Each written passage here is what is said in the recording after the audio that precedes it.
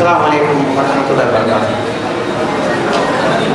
இந்த கேள்வி முஸ்லீம்கள் இருக்கிற இடத்துல பிரிவுகள் அதிகமாக இருக்கா இல்லையா? அந்த பிரிவுகளை ஒரு தௌஹீத் ஜமாத், அஹ்லே ஹதீஸ், ஒரு ஷாஃபி ஹனஃபி மதவசங்கள் அதிகமாக இருக்காங்க, அதில் ஹனஃபி மதவசங்கள் அதிகமாக இருக்காங்க. நம்ம என்ன கேட்குறோம்னு சொன்னால், எதுக்கு இந்த பிரிவுகளை நம்ம ஒற்றுமையாக்கணும், அதுக்காக வெடித்து சகோதரர் அவங்க என்ன கேட்குறாங்கன்னா, முஸ்லீம்களில் பல்வேறு பிரிவுகள் அமைப்புகள் இருக்குது. இப்போ இந்த பிரிவுகள் ஒன்றுபடுவதற்கு என்ன காரணம்? அதுதான் பிரதானமான கேள்வி. பிரிவுகள் ஒன்றுபடணும் அப்படின்னு சொன்னால் அது ரொம்ப சிரமமான வேலையெல்லாம் கிடையாது. ஆரம்பத்தில் நாம் சொன்னவற்றை போல குர்ஆன் என்ன சொல்லுதோ, ஹதீஸ் என்ன சொல்லுதோ அதை நாம் ஏற்றுக்கிறோம், பின்பற்றணும்னு வந்துட்டால் ஆட்டோமேட்டிக்காக எல்லாருமே ஒன்றுபட்டுருவாங்க. அவங்கவுங்க இஷ்டத்துக்கு செயல்படுறதுங்கிற நிலை இல்லாமல் குர்ஆன் சொல்கிறதுல நம்ம எல்லோரும் ஒன்றா கேட்போம், ஹதீஸ் என்ன சொல்லுது அதில் எல்லோரும் கேட்போம் அப்படின்னு வந்துட்டோம்னா பிரச்சனை இருக்காது. இப்போ ஒரு குடும்பத்தில் தாய் தந்தை பெற்றோர் இருக்கிறாங்க, 10 பிள்ளைங்க 8 பிள்ளைங்க இருக்கிறாங்க. 8 பிள்ளைகளுக்கு மத்தியில் பல கருத்து வேறுபாடு ஏற்படுது. பொதுவாக கருத்து வேறுபாடு ஏற்படுவது இயல்பு. அப்போ அந்த கருத்து வேறுபாட்டை தணிக்கணும்னா என்ன? 8 பேரில் 8 ஆளுக்கு ஒவ்வொருவரும் ஒவ்வொரு கருத்தையும் சொல்கிறாங்க. இப்போ 8 பேரும் ஒருமித்த ஒரு முடிவுக்கு வந்துட்டாங்கன்னா பிரச்சனை முடிஞ்சு போச்சு. என்ன? நம்ம தந்தை என்ன சொன்னாரோ அதை கேட்போம், நம்ம தாய் என்ன சொல்கிறாங்களோ அதை கேட்போம் அப்படின்னு வந்துட்டாங்கன்னா அங்கே 8 பேருக்கு முடிவு இருக்குமா? 8 பேருக்கு அவங்களுடைய விருப்பம் இருக்காது.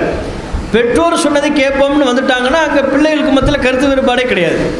அதே மாதிரி தான் நாம் அனைவரும் ரசூலுல்லாஹ்வுடைய உம்மத்தாக சமுதாயமாக இருக்கக்கூடிய நாம் அனைவரும் நம்ம விருப்பத்திற்கேற்ப செயல்படாமல், முன்னோர்கள் பெரியார்கள்னு செயல்படாமல் ரசூல் என்ன சொன்னாங்களோ அதை நாம் கேட்போம், குர்ஆன் என்ன சொல்லுதோ அதை நாம் கேட்போம்னு அனைவரும் ஒன்றுபட்டு விட்டால் பல கருத்து வேறுபாடு, தொழுகையிலேயே பல்வேறு மாறுபட்ட முறைகள் அதெல்லாம் இருக்காது.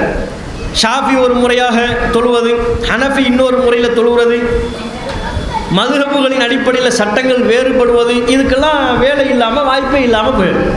அப்போ அதைத்தான் குர்ஆனும் சொல்கிறது, வஅத்தஸிமு பிஹப்லில்லாஹி ஜமீஆ, நீங்கள் அனைவரும் அல்லாஹ்வின் கயிற்றை பற்றி பிடித்துக் கொள்ளுங்கள், வலா தஃபர்ரகு, அதில் நீங்கள் பிரிந்து விடாதீர்கள்.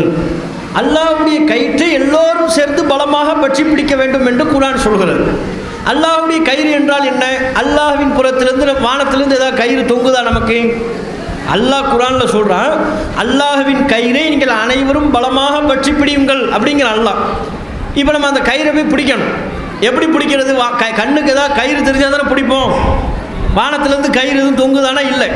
அப்போ வானிலிருந்து நமக்கு அருளப்பட்டது எது? குர்ஆன், வேதம். அந்த குர்ஆனுக்கு விளக்கம் சொல்ல வேண்டும் என்பதற்காக இறைவனால் தேர்வு செய்து அனுப்பப்பட்டவர் யார்? தூதர், இறைவனின் தூதர். அதுதான் அல்லாஹ்வுடைய கயிறு. அல்லாஹ்விடமிருந்து நமக்கு வருகிற இறை செய்திகள், ரசூலுல்லாஹ்வுடைய காலத்தில் வந்த இறை செய்திகள் தான் அல்லாஹ்வுடைய கயிறு. அதனை நாம் அனைவரும் ஒன்று சேர்ந்து பலமாக பிடித்து விட்டால் கருத்து வேறுபாடுக்கு வேலை இல்லை. இதுதான் விஷயம். இந்த மதுஹப், நான் அந்த இமாம் சொன்னதை தான் கேட்பேன், இந்த இமாம் அபூ ஹனீஃபா என்ன சொன்னாரோ அதைத்தான் கேட்பேன்லாம் நம்ம சொல்லக்கூடாது. ரசூலுல்லாஹ் என்ன சொன்னாங்களோ அதை நான் கேட்பேன், குர்ஆன் என்ன சொல்லுதோ அதை நான் கேட்பேன். இப்படி வந்துட்டோம்னா அனைவரும் இந்த கருத்தில் உடன்பட்டு விட்டால், ஒன்றுபட்டு விட்டால் நமக்கு மத்தியில் பல கருத்து வேறுபாடுகள் இருக்காது. மார்க்க ரீதியாக கருத்து வேறுபாடு கொள்வதற்கு முகாந்திரமே இல்லை. உலகத்தில் கூட கருத்து வேறுபாடு வரலாங்க. இப்போ இன்றைக்கி மதியம் என்ன சமைக்கலாம்னு உங்ககிட்ட கேட்குறோம், எல்லோரும் ஒரே கருத்தையாக சொல்ல போறீங்க? 10 பேர் பிரியாணிங்க, 10 பேர் பிரியாணி வேண்டாமுங்குவீங்க. இந்த பக்கம் கேட்டோம்னா மீன் போடுங்கங்குவிய, இன்னொரு 10 பேர் மீன் வேண்டாமுங்குவிய. அப்போ சாப்பாடு விஷயத்தில் கருத்து வேறுபாடு வரலாம். எங்கேயாவது டூர் போகணும்னு ஃபேமிலி முடிவு பண்ணுறாங்க, டூர் எங்கேயாவது சுற்றுலாவுக்கு போவோம், எங்கே போவோம்னு ஆரம்பித்தோம். சிம்லாவில் ஆரம்பித்து கொடைக்கானல்ட்டு போய் பக்கத்தில் உள்ள பார்க்கில் போய் முடிஞ்சிடும். அப்போ ஏதோ ஒன்று டூர் எங்கே போவோம்னு ஆரம்பித்தோம்னா 10 கருத்து வேறுபாடு வருதில்லை. மனிதர்கள் உலக விஷயத்தில் கருத்து வேறுபாடு வரலாம், பிரச்சனையே இல்லை. மார்க்கத்தில் கருத்து வேறுபாடு கொள்வதற்கு இடம்பாடு இருக்கா? அதில் 2 ஆப்ஷன் இருக்கா? சாப்பிட்றதுல ஏன் கருத்து வேறுபாடு வருது? 2-3 ஆப்ஷன் இருக்குது, நிறைய ஆப்ஷன் இருக்குது. சிக்கனா, பீஃபா, மட்டனா, பிரியாணியா, ஒயிட் ரைஸா அப்படின்னு பல கருத்து வேறுபாடு வருது. எந்த சுற்றுலா தலத்துக்கு செல்வோம், பல ஆப்ஷன் அங்கே வருது. ஊட்டிக்கு போவோமா, கொடைக்கானல் போவோமா, பல ஆப்ஷன் இருக்குது. மார்க்கத்தில் எது ஆப்ஷன்? எப்படி தொழணும் என்பதில் ஆப்ஷன் இருக்கவா செய்து? எப்படி நாம் நோன்பு வைக்க வேண்டும் என்பதில் ஆப்ஷன் இருக்கா? அல்லாஹ் எப்படி சொன்னானோ, ரசூல் எப்படி சொன்னார்களோ அப்படி தொழ வேண்டும், அதுதான் ஆப்ஷனே கிடையாது. அல்லாஹ் ரசூல் எப்படி சொன்னார்களோ அப்படி நோன்பு வைக்க வேண்டும். அல்லாஹ் ரசூல் எப்படி சொன்னார்களோ அப்படித்தான் நாம் தான தர்மங்களில் ஈடுபட வேண்டும். அப்போ அல்லாஹ் ரசூல் சொல்வதற்கு கட்டுப்படுவதுன்னு வந்துட்டோம்னா அங்கே ஆப்ஷனே இல்லை, கருத்து வேறுபாடே இல்லை. அல்லாஹ் ரசூலை விட்டுட்டு இமாம்கள், பெரியார்கள், எனக்கு ஷாஃபி, எனக்கு ஹனஃபி இப்படின்னு போனால் தான் கருத்து வேறுபாடு வரும். அப்போ கருத்து வேறுபாட்டை நாம் ஒழிக்க வேண்டும் என்றால் மார்க்க ரீதியாக உள்ள கருத்து வேறுபாட்டை நாம் களைய வேண்டும் என்றால் குர்ஆன் சுன்னாவிற்கு கட்டுப்பட்ட முஸ்லீம்களாக நம்ம மாறணும். அதுதான் ஒரு விஷயம். ஷாஃபி மதுஹபை பின்பற்றக்கூடியவர்கள் பல மாதிரி தொழுகிறாங்க. அதற்கு தொழுகை சம்பந்தமாக இமாம் ஷாஃபி அவர்கள் எதுவும் புத்தகங்கள் எழுதியிருக்கிறாங்களா, நேரடியாக அவங்க எதுவும் புத்தகங்கள் எழுதியிருக்கிறாங்களா அப்படின்னா அவங்க எழுதிய புத்தகங்கள்னு சில இருக்கிறது. இமாம் ஷாஃபி அவர்கள் எழுதியாக அல் தாய் அப்படிங்கிற தலைப்பில் ஒரு புத்தகம் எழுதியிருக்கிறாங்க, இமாம் ஷாஃபி அவர்களுக்குரியது.